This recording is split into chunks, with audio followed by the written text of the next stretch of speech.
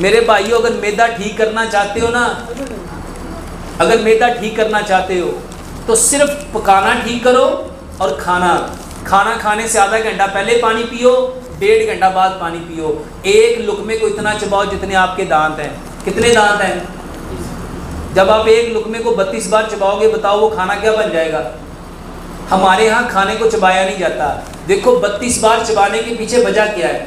देखो 8 दांत है एक नोक वाले, इसका काम है खाने को काटना।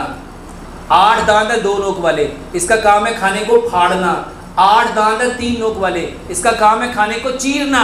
और 8 दांत है 4 नोक वाले, इसका काम है खाने को पीसना। दांतों का काम था खाने को काटना, फाड़ना, चीरना, पीसना। तो दांतों ने खाने को क्या करना था?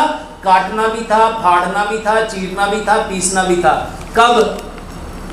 जब आप उसको चबाते, और आप लोग तो चबाते ही नहीं है। कुरान में अल्लाह ने क्या फरमाया? तेजी का काम किसका है? और खाना खाते वक्त हम सब कौन बन जाते हैं? एक लुकमे को 32 बार चबाओ।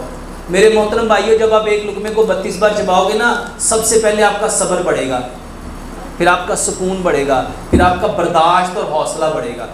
तो एक लुकमे को 32 बार चबाओ। जिस्म में दर्द